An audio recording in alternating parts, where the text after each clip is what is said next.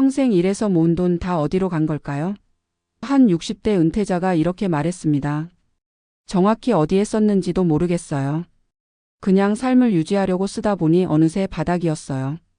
오늘은 이 이야기를 시작으로 평생 일하며 모은 돈이 왜 은퇴 후에 그렇게 빨리 사라지는지, 그리고 그 이면에 숨겨진 진실을 함께 들여다보겠습니다. 김 씨는 35년간 은행에서 근무했습니다. 은퇴할 때 손에 쥔 돈은 퇴직금 2억 8천만 원, 그리고 국민연금 월 130만 원. 누구나 부러워할 만한 노후 자금이었습니다. 하지만 3년이 지난 지금 그의 통장 잔고는 800만 원 남짓입니다. 어디에 다 썼는지 묻자 그는 잠시 말이 없었습니다. 크게 쓴 기억은 없어요. 집 보수 조금 하고 자녀 결혼 도와주고 건강검진 좀 하고 나니 그냥 줄었어요. 매달 조금씩 꺼내 쓰다 보니 그렇게 됐죠.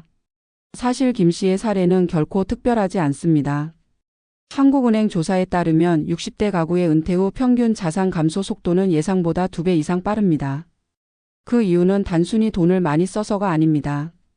구조적인 문제가 숨어 있습니다. 첫 번째 원인은 생활비 착시입니다. 직장 다닐 때는 월급이 들어오고 각종 공제 후에도 일정 금액이 남았지만 은퇴 후엔 그 균형이 무너집니다. 김 씨의 사례처럼 연금 130만 원으로는 한 달 고정비를 감당하기 어렵습니다. 전기세, 관리비, 보험료, 교통비, 통신비, 이른바 생활유지비만 해도 매달 180만 원이 필요합니다. 결국 부족한 50만 원을 퇴직금에서 꺼내 쓰기 시작하는 순간 자산은 매달 줄어들게 됩니다.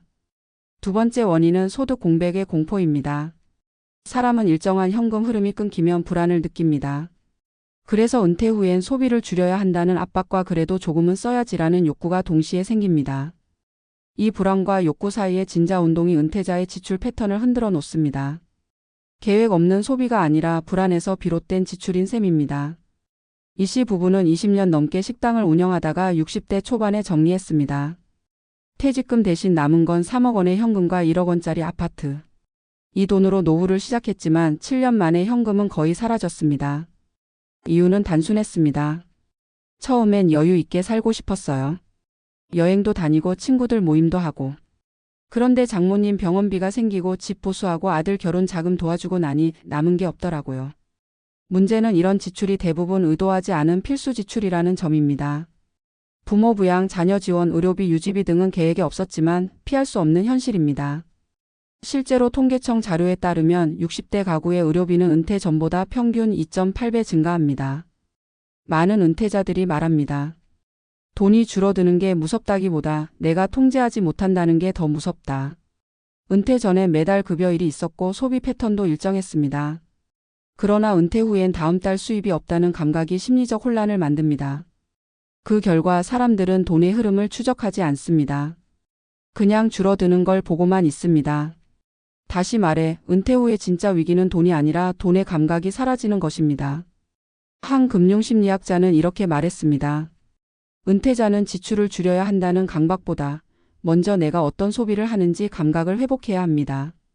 돈을 줄이는 게 아니라 돈의 흐름을 보는 눈을 다시 길러야 합니다. 박 씨는 5년 전 교직에서 은퇴했습니다. 퇴직금과 연금으로 시작은 안정적이었지만 3년째 들어가면서 잔고가 급격히 줄었습니다. 매달 통장 잔고를 확인하는 게 너무 무서웠어요. 그래서 아예 안 봤죠. 그런데 그렇게 외면하는 사이 돈은 조용히 사라지고 있었어요. 그녀는 이후 가계부를 다시 쓰기 시작했습니다. 기록을 하니까 달라졌어요. 소비가 아니라 선택이 보이더라고요. 이건 필요한 지출인지 그냥 습관인지 구분이 되니까 훨씬 덜 불안했어요. 은퇴 후 돈이 사라지는 또 하나의 이유는 관계의 변화입니다. 직장이라는 사회적 관계망이 사라지면서 외로움과 공허함이 생깁니다. 그리고 그 공백을 채우는 방식이 소비로 나타나기도 합니다. 누군가는 친구들과의 모임으로, 누군가는 자녀에게의 과한 지원으로 나타납니다. 결국 지출의 이면엔 사람과의 관계가 숨어 있습니다. 첫째, 현금 흐름의 감각을 되살려야 합니다.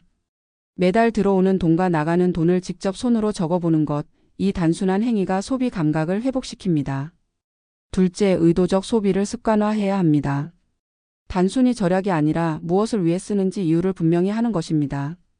셋째, 돈보다 시간의 리듬을 관리해야 합니다. 은퇴 후엔 시간이 늘어나면서 지출도 따라 늘어납니다. 그래서 하루의 구조를 만드는 것이 곧 재정 관리의 첫 걸음이 됩니다. 평생 번 돈이 어디로 갔을까라는 질문의 답은 사실 돈이 아니라 삶의 흐름에 있습니다. 은퇴 후 돈은 사라진 게 아니라 우리의 시간과 관계 그리고 불안을 먹고 흩어진 것입니다. 결국 돈을 지키는 방법은 돈을 통제하는 것이 아니라 자신을 다시 이해하는 데서 시작됩니다. 지금 통장을 보며 한숨을 쉬고 있다면 돈을 탓하지 마세요. 그건 당신이 잘못 살아서가 아니라 은퇴라는 인생의 새로운 구조에 아직 익숙하지 않아서입니다. 중요한 건 잃은 돈이 아니라 다시 일으킬 감각입니다. 돈은 사라질 수 있지만 감각은 언제든 되살릴 수 있습니다. 그리고 그 감각이 다시 당신의 노후를 지켜줄 것입니다. 우리는 평생을 돈을 벌며 살아왔다. 아침 7시에 일어나 출근하고 월급날이면 통장을 들여다보며 안도의 한숨을 쉬고 새해마다 목표를 세웠다. 올해는 저축을 더 해야지. 그렇게 30년, 40년을 살아온 세대가 은퇴 후 마주하는 현실은 너무나 낯설다. 돈이 없어서가 아니라 돈이 흐르지 않는 삶에 대한 두려움 때문이다. 월급이라는 꾸준한 리듬이 사라진 자리에 불안이 들어오고 그 불안은 돈보다 훨씬 더 빠르게 사람의 마음을 갉아먹는다. 60대 초반의 김모 씨는 평생 직장 생활을 하며 한 푼 두 푼 아껴 3억 원의 자산을 모았다. 퇴직 당시 그는 이 정도면 괜찮다고 생각했다. 하지만 3년이 지나지 않아 잔고는 절반 이하로 줄었다. 아이 결혼 지원금, 노후집 보수, 병원비, 자동차 유지비, 명절 용돈. 어느 하나 사치가 아니었고 모두 필요한 지출이었다. 그런데 이상한 일이다. 한 항목씩은 아무 문제 없어 보이는데 그것들이 모이면 퇴직금은 눈 깜짝할 사이에 사라진다. 김 씨는 말했다. 크게 쓴 기억이 없어요. 그런데 줄어 있었어요. 그냥 일상처럼 쓴 돈이었죠. 많은 은퇴자들이 이 같은 생활비 착시를 겪는다. 현금 흐름이 끊기면 지출이 얼마나 빠른 속도로 자산을 갉아먹는지 체감하지 못한다. 매달 나가는 돈은 직장 다닐 때와 비슷하지만 들어오는 돈은 줄어든다. 연금이나 임대 수입이 일부 있어도 예전처럼 일정한 월급이 들어오는 구조가 아니기 때문에 감각적 결핍이 생긴다. 그 결핍은 단순한 숫자의 문제가 아니라 통제감을 잃은 데서 오는 심리적 공황에 가깝다. 돈이 줄어드는 게 무서운 게 아니라 내가 그 돈의 속도를 알 수 없다는 게 더 두렵다.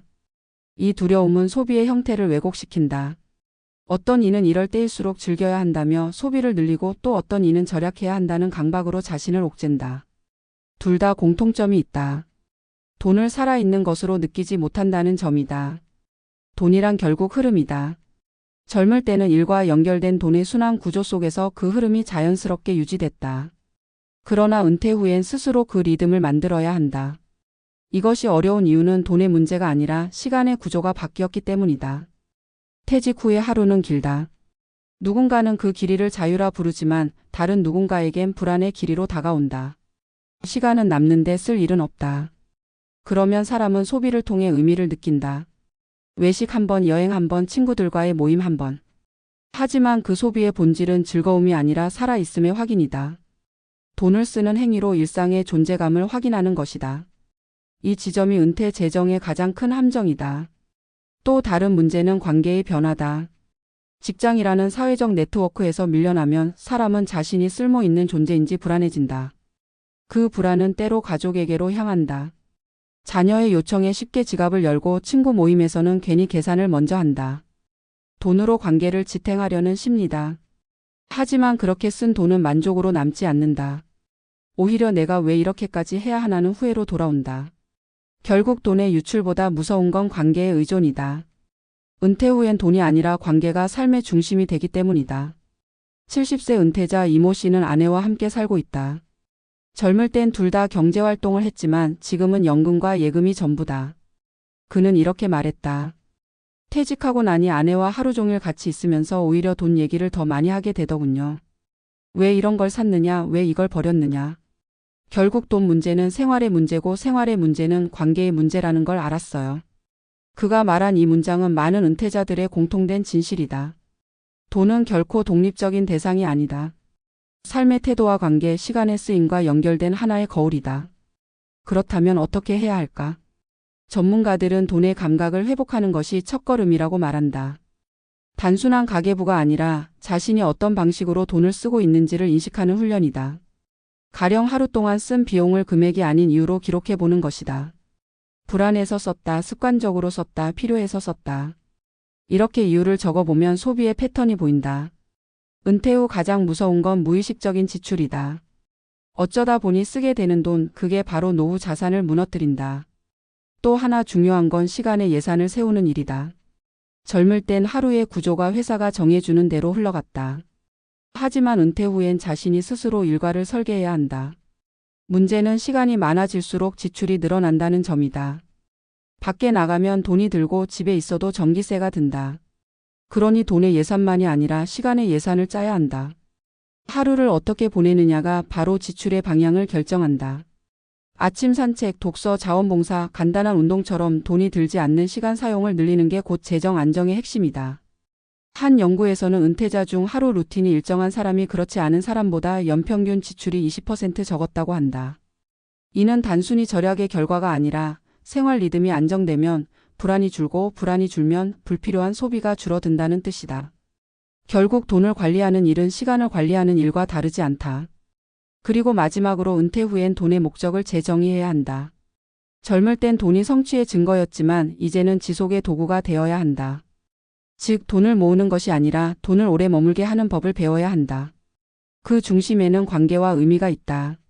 누군가와 함께 밥을 먹는 시간, 스스로의 삶을 정리하는 글쓰기, 작은 취미를 지속하는 일.